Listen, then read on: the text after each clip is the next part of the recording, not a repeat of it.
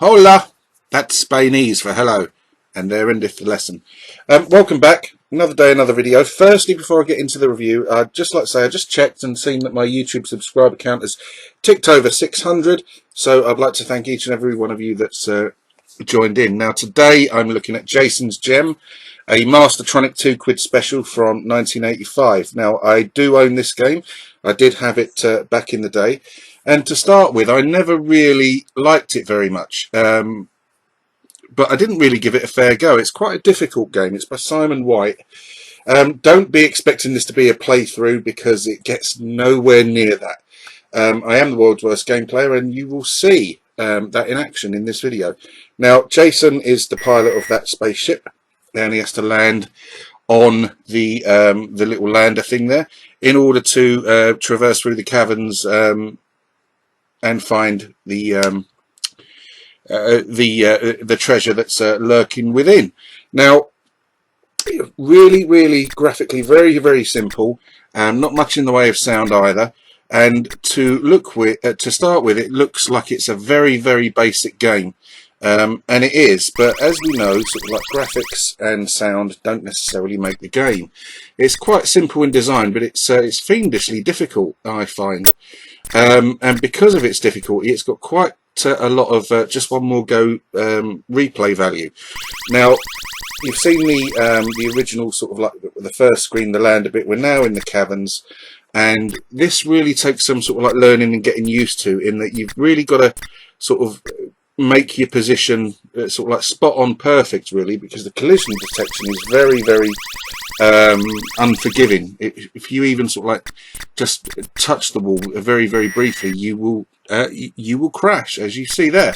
Now, like I said, back in the day when I had Jason's Gem, I played it a few times, thought the graphics were bad, thought it was a bad game, etc. Never really sort of gave it a chance. But as I sort of got into retro gaming in recent times, when it popped up in conversation, it was always sort of quite well regarded. So I sort of decided to like give it a second try, really.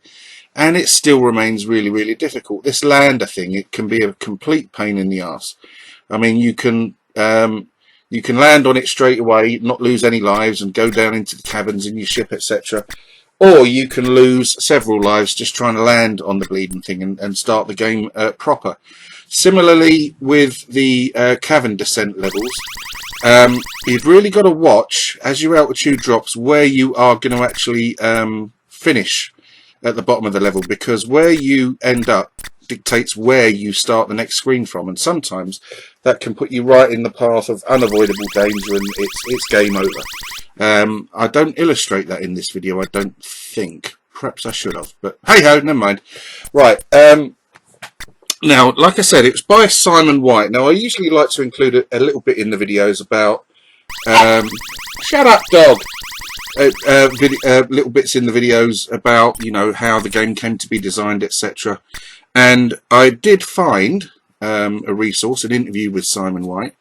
Rather than quote verbatim from that and then claim it as its own, as my own, I'm just going to link in the description box below to the WizWords website, which is run by my friend Graeme Mason, who interviewed Simon White. And click on it, have a read of it. It's a really interesting article about how Jason's Gem came to be designed, etc., and a bit of Simon White's sort of backstory, basically.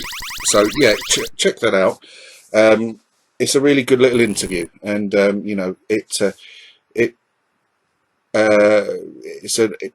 complements the sort of the actual game itself sort of nicely, and shows you where things fit, what his inspirations and motivations for the game were. Now, as you can see, this is, oh my god, I am absolutely hopeless at this game. I did, once I'd stopped playing, stopped the recording, I did manage to get past this screen by another 2 screens, I think it was, but I didn't record either of them. Honest governor, I did. You should have seen the one that got away and all that. But I did actually manage to get past that screen eventually. Now,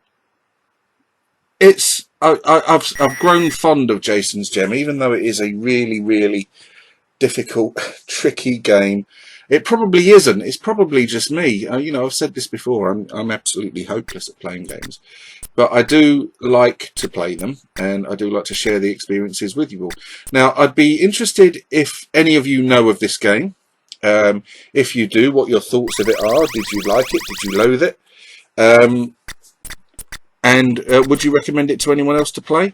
It's really sort of quite fun. It's difficult to sort of know its appeal. Normally when a game for me is too difficult, I just hit a brick wall and I think this is not any fun. I'm not enjoying it, and I cast it aside, never to revisit it again, or rarely to revisit it. So Jason's Gem is quite unusual for me in that, like I said, when I sort of picked it back up again after God knows how many years, I found myself enjoying it in a kind of weird way. Yes, as I've said before, graphically it's nothing spectacular at all. Sonically, it's nothing spectacular at all. It's got a pretty dodgy loading screen, as you would have seen at the intro to the video. But there's just something about it, that sort of one more go.